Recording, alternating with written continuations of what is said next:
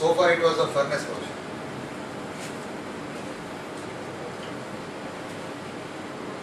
Then we come to at the end of it, we come to the steam drum. The steam drum is at the end. Basically now the issue is we got so many convection tubes. They have to be physically drilled or physically connected to the steam drum. So how much should be the steam drum diameter? How much should be the steam drum length? Obviously the length of the drum should be as much or more than the depth of the furnace. If it is this type of design that we are talking about. It cannot be smaller length of drum and the furnace being bigger. If that is the case, we have to make a header connection. If the furnace is bigger than the drum, then we got to connect all the tubes into one common header, and from the header we take it to the furnace. For example, HRAG. HRAG typically has a very big surface area because it is working on low delta T. So we require much bigger furnace, much bigger number of tubes, and the drum is small. After it's only 25 ton HRAG. If you look at our KCS boiler, the boiler size looks like 5 times bigger than our auxiliary boiler in GPP, or 4 times bigger. That doesn't mean a drum should also become 5 times or 4 times bigger, isn't it? It should be just enough to cater to whatever the rated capacity is. If the rated capacity is only 35 tons, why make it 140 tons or 160 tons? Just because the furnace is for 160 of an auxiliary boiler. So drum will be based on the capacity that how much water the generating banks are producing, pushing up, has to be collected. The drum is only a receiver. It is only a transition point. It's like the airport terminal. You just come in, walk in there, check in, stay there for a while, get into the aircraft and get out. Or you are landing in, you just enter the building, do your immigration, collect your baggage and get out. So at a time, there are only a few thousand people or a few hundred people at a time in the building. But over a year, it handles millions of people. So drum is just a transition point. If the transition is meant only for 25 tons per hour, then let it be 25 tons per hour. But in HRAG or some other boilers, what happens is the furnace is so big because of the fuel characteristics that all of the tubes cannot go to the drum. The drum is so small. Tubes are very many, much more in number than a typical house boiler. So what do? You end all those tubes into a header. From the header you take only a few tubes, maybe 5 or 6, and get to the drum. So that's how you select the drum. Whether it should be a active drum or we call it active and passive. Active means you are actually directly connecting to the riser and topper. So it becomes part of the circuit. In a passive, it is not part of the circuit directly. It is just taking. So it's still active, but it is not as active as it would be in the case of direct one. Okay. So the first is boiler steaming capacity, which I already explained. Circulation ratio. I'll talk about circulation ratio a little later. Load fluctuations. Now what is the should we stop? Sorry.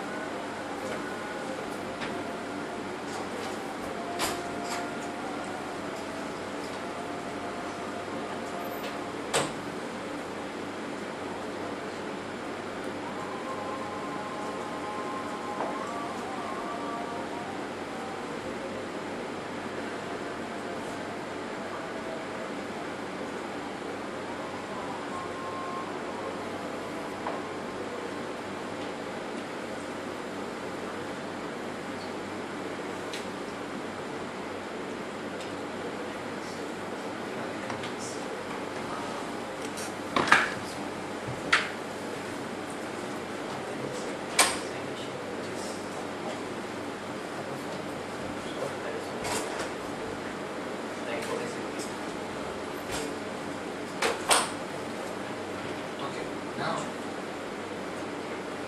coming to the sizing of drum, basically these are the criteria that we apply for steam drum, and if we find that the steam drum is not matching to the dimension of the furnace, then we choose to keep it separate. Typically, that's why in HLHs you will find the drums are kept away from the furnace. The only reason is that the drum is too small compared to the furnace size, and they cannot be coupled together. There is a term here called ligament deficiency. Is everyone aware, or do you want me to say what it is? Yeah? You haven't heard. Okay. Okay, what is a ligament? That also you know. Basically, okay, when you have any surface, and you have holes on it, the gap between these holes is called a ligament. These holes can be used for any purpose. In a steam drum, we have these holes made because the generating tubes or whatever tubes need to be inserted into the holes. Header, for example, you take a header. Header is what? Header is a pipe. There are several tubes coming in and several tubes going out. Between any two holes, there is going to be a limited gap, and this becomes the weakest point for the header to fail, mechanical rupture.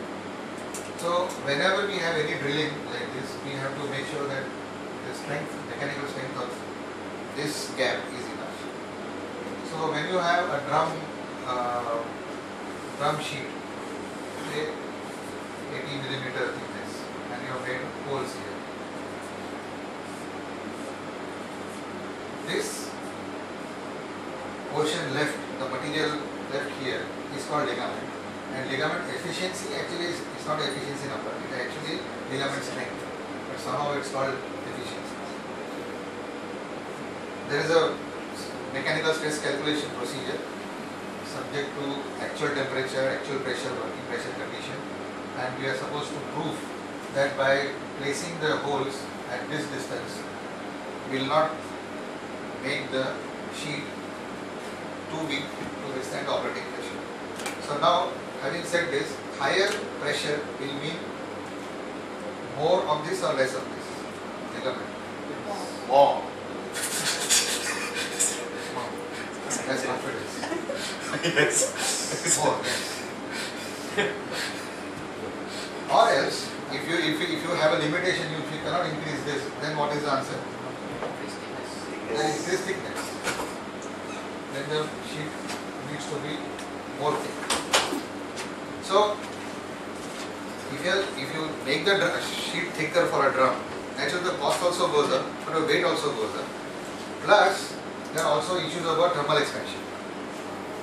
During startup, if you have very thick metal, then your heating rate also has to be very slow, and then if you heat it too fast, then there might be internal cracks develop in the metal. So, ligament strength depends on this and this dimensions plus operating pressure and temperature. Now, why is that thing coming here?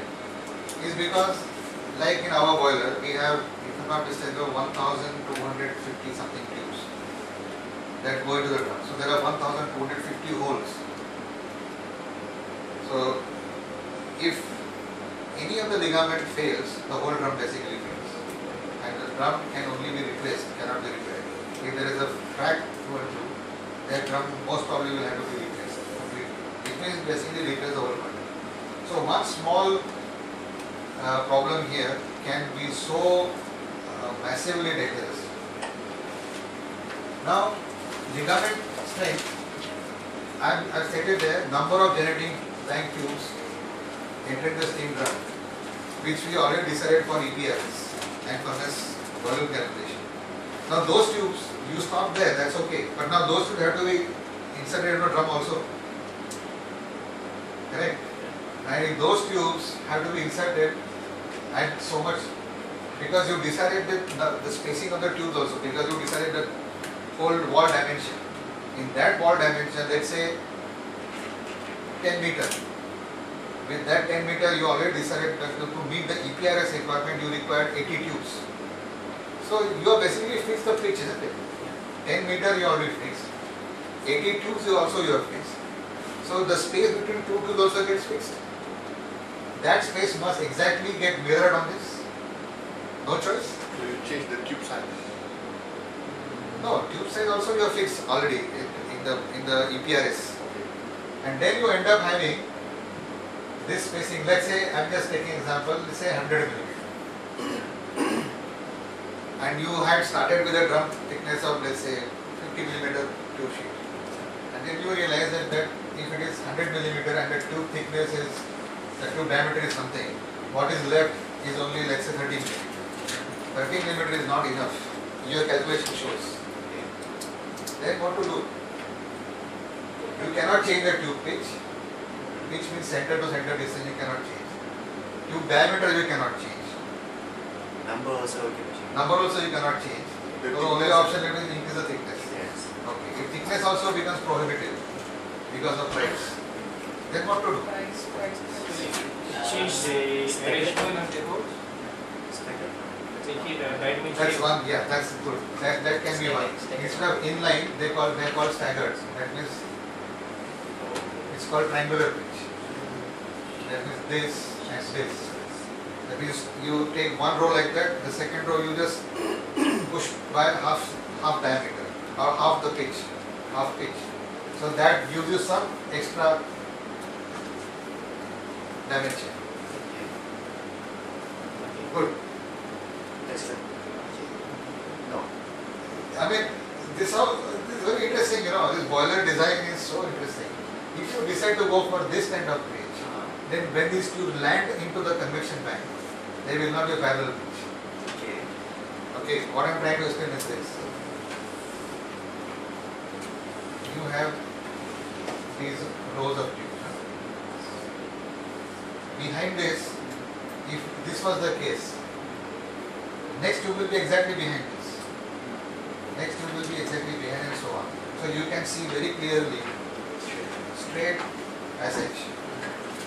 Okay, that's called parallel pitch. Parallel pitch. Parallel pitch. P-I-T-C-H. Okay. Now compare that with this. Okay, this row and this row. There is one more row coming in between. So now there is no straight passage. If you see the plan view here, the flue gases will go like that. As a result, the pressure drop will increase. When the pressure drop increases, the FD fan rating may have to be higher. Or another effect of that will be when you do this, there will be rumbling or vibrations, sonic vibrations. So then what should, when that's your, some design also have that, but it's not a preferred design. Especially if the gas is not clean, then people want to have straight parallel pitch. Because when they apply soot blowers, the steam can pass through the whole passage and clean all the tubes. Here it gets blocked by the first row itself. That's all, nothing beyond. For example, MTBE boiler has that issue. They called me once and I said, cannot do anything about it. So sorry. I advise them to go for sonic soot blowers. It's working but not so effective. Sonic soot blower basically create vibrations. It's like a horn, Like have you ever stood near to the what do you call siren?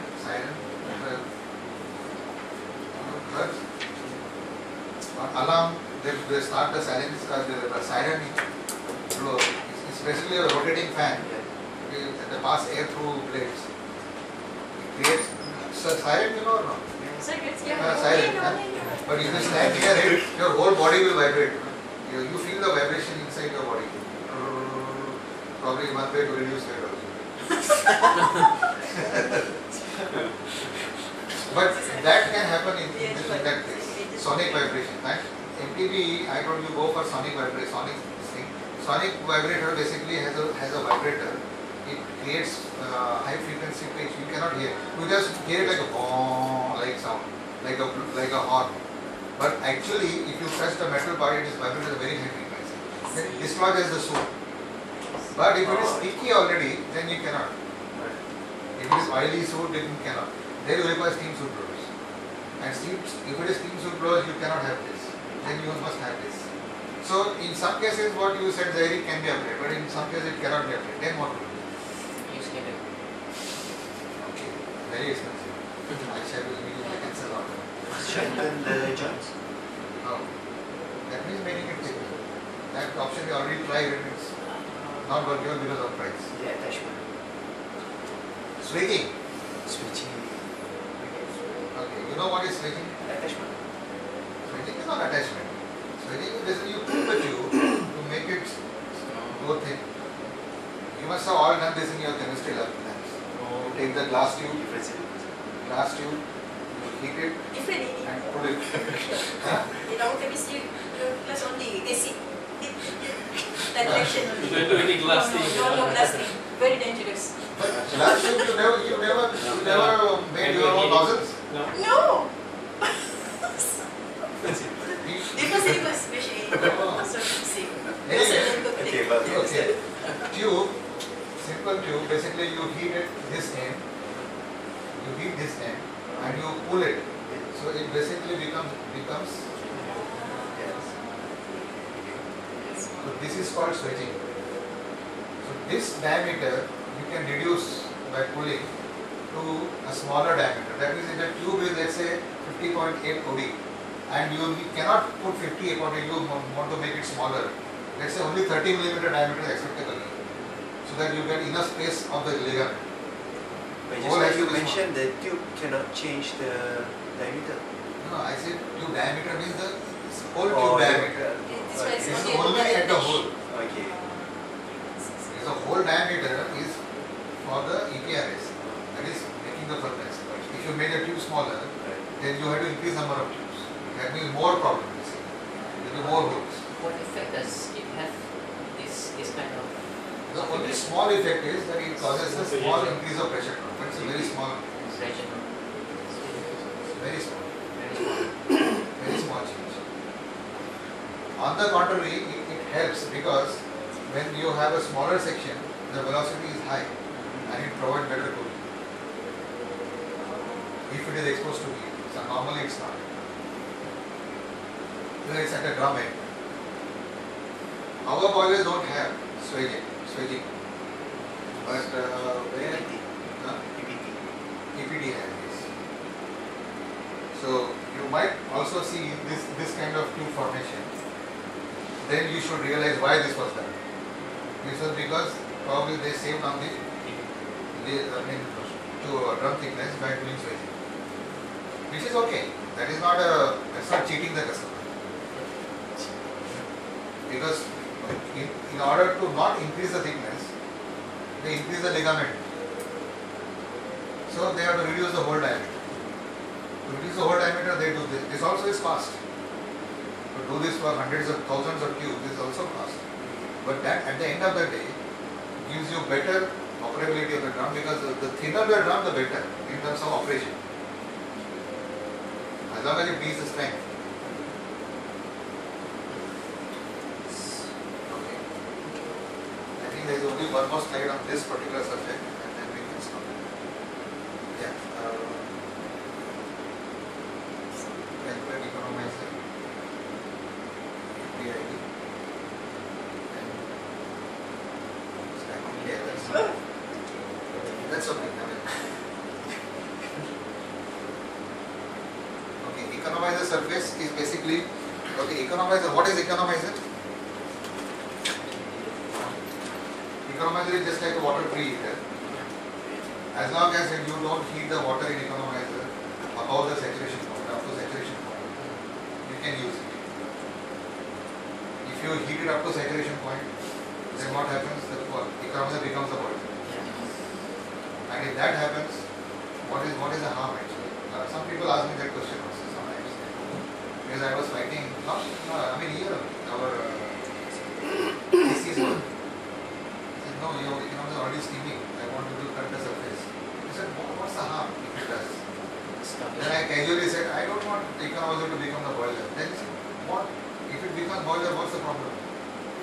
starvation. And if it or comes to the- that, correct. Not just starvation, basically economizer hammering happens. Economizer is a straight unlike, what is the difference between convection bank and economizer? How is superheater, economizer and convection bank different? Distillery, sir. Water, okay, economizer has water, superheater has steam, convection bank has both. That's the major difference. Superheater is only gas. Gas meaning gaseous state. Economizer is supposed to be only liquid state. Convection bank has both. Supposed to have both. Now, since it has both, how is it built differently from the superheater and economizer? It has a means of separating the waters from steam. The convection bank basically is a circulating thing. It keeps moving all the way. There is a return path available. In the return path, between the supply and return path, there is a steam drum which takes away the steam and sends only water back to the downspout. So the convection bank, which includes the drum also, whether it's water and steam, both drum or only steam drum, whatever, but the convection bank as a unit acknowledges the problem of two-phase flow, and it has a remedy in terms of steam drum. The steam drum is functioning as a water steam separator. Do we have any such thing in economizer? Do we have any such thing in superheater? No. Because economizer and superheater are supposed to be one directional. One direction. What comes in can only go out. If there is no circulation. There is no circulation. Superheater also. In convection bank, we just don't treat it as it's not treated only as a heat absorbing surface. It's much more than that. It not only absorbs the heat, it not only makes the water to change to steam, but it also has a mechanism of separating steam and water and making sure that only water goes back to the system again. And the steam separated is sent out of the drum, which mechanism is not there in economizer and superheater. That's why if somebody asks me the question, what's wrong if economizer steams? Then I say, give me a steam drum in economizer. Give you? So then the discussion stops. And if you don't remove that steam, then basically not only does the heat absorption go bad, but also there is a hammering effect. There is a sudden change of volume when the water starts to steam, and it creates a back pressure. And then whenever that steam slug, it's called steam slug, passes over a bend, it makes a boom. So much of water suddenly falls in the tube. Because the steam is acting as a block, the pressure block. And as the pressure builds up, it comes to the top. The steam is at the top. Below is water. As soon as steam passes over to the next tube, this passage is clear, so all the water gets pushed up. And as it goes there, it falls in the tube. So this is a hammer, just like a pile hammer, free fall. When the water slug falls down on the tube, inside the tube, that creates a jerk. That is hammer. So this must be prevented, and that's why we have the requirement of prevention of. We must make sure that the economizer does not steam. So that's economizer. Then coming to IDF duty, which is more like you just estimate your total overpressure drop for the system, and you go for FD or ID fan, both are single. Most of the models that we see in oil and gas industry is on this FD fan. Up to about 120 tons per hour is usually just one fan. Then we go for ID fan, higher. That I have another module for that, which is only covering the drum system. It's a full module, but when it comes to that, I'll tell you how we select FD fan alone or ID fan alone or balance. There are some criteria on that. That's outside this discussion. Then stack height. Stack height basically provides for two purposes. One is dispersal of emission. The other is providing a suction effect for the flue gas. It's a natural draft. You just erect a pipe like that, 40-50 meter height, you don't require a fan. You just go and stand at the bottom of a stack with the manhole open. Of course, when the valve is not operating. You will get an air con effect for nothing, no energy. No energy is spent, but there will be a constant flow of air. Or if you even go inside our house boiler or district boiler, even without the forced blower, there will be a small breeze constantly blowing to the open manhole going to the stack. That is called natural. Simple reason is the open mouth of the stack at 40 meter height is seeing less pressure than the air at the bottom, because that static height of the air gets added.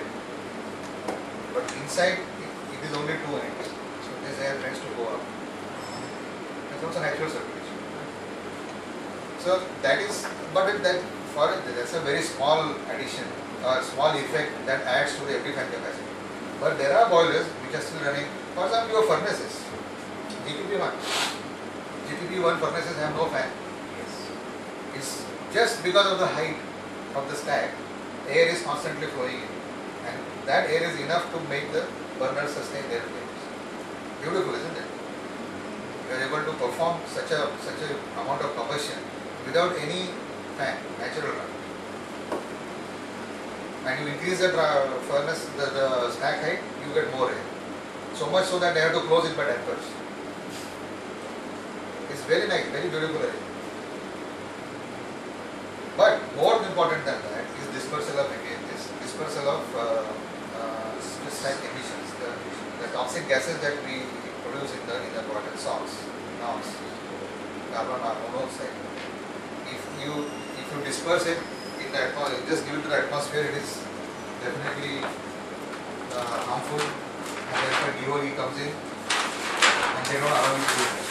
But the simple logic is this: a stack, when it emits something, initially it's at high temperature, so it tends to go up in the atmosphere. Eventually it cools, so it gets the density higher than free air, and then it tends to settle down.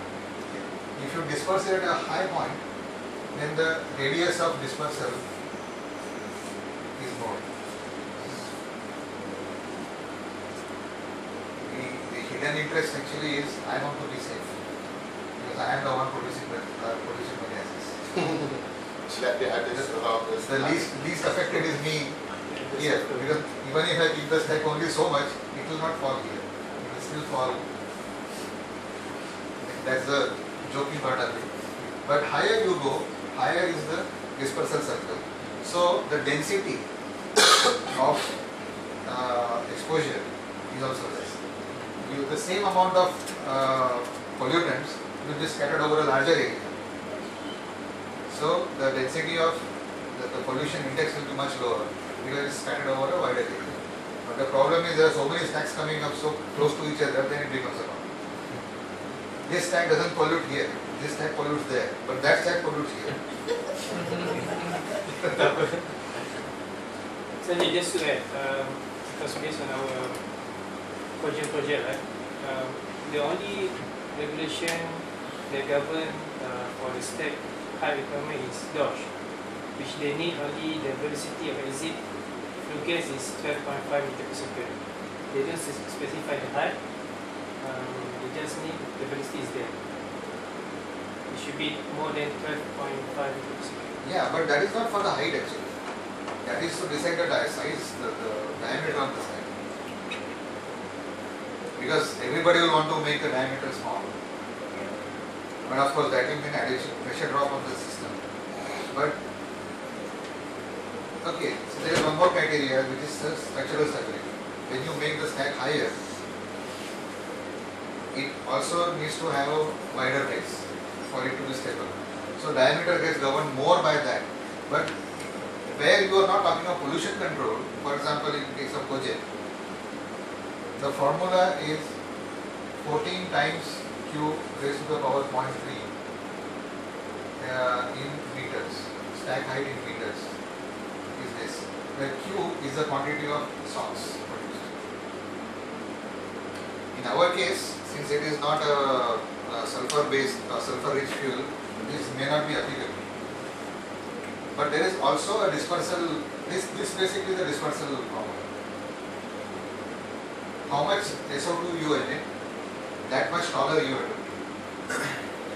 If less than If less, the height also required is less. That's why you might be seeing also that gas-based power plants have smaller stacks compared to coal-based.